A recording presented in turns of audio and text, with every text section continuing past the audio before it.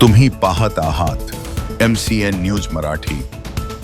अकोला जिल्ह्यातील तेल्हारा तालुक्यात येणाऱ्या सौंदळा येथील अल्पभूधारक शेतकरी गजानन गोतमारे यांचे वारखेड शेतशिवारातील 1 एकर गहू पीक व संत्रा झाडे अचानक लागलेल्या आगीमध्ये जळून खाक झाल्याची घटना घडली आहे।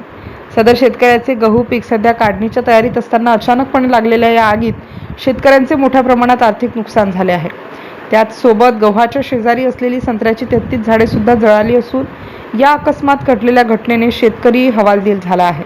दरम्यान ही आग कशामुळे लागली याचे नेमके कारण अद्यापही स्पष्ट झाले नसून शासनाने पंचनामा करून नुकसान भरपाई देण्याची मागणी शेतकऱ्याकडून करण्यात आली आहे। MCN न्यूज मराठीकरिता बाळासाहेब नेरकर, तेल्हारा ग्रामीण।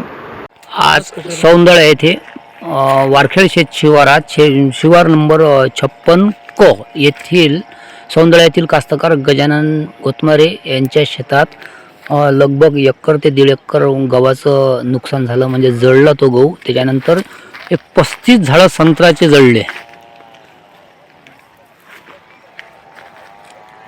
नेमकं आग कशामुळे लागली हे अद्याप कारण नाही सांगता येत।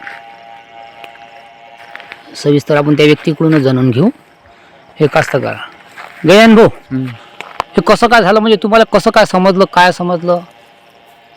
मला तर फोन आला अटी तो काम करून राहिला, त्यानं फोन लावला मालकानं मला लावला, तुमचा गहू पेटला आणि किती वाजताची गोष्ट आहे? ते आहे 3:30 पावणे 4ची गोष्ट आहे ते।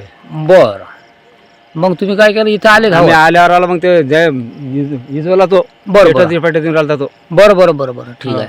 असं काही तुम्हाला वाटते का इलेक्ट्रिक बोर्डाकडून काही म्हणजे वायरनं जळला काहीच नाही? मग तुम्हाला काही असं वाटते का कोण जाळला हेतुपुरस्सर असं काही वाटते का? हो, जाळेला कोण? काही शंका वगैरे आहे का? काही शंका नाही, आता कसं काय जाळेला आहे तो फक्त।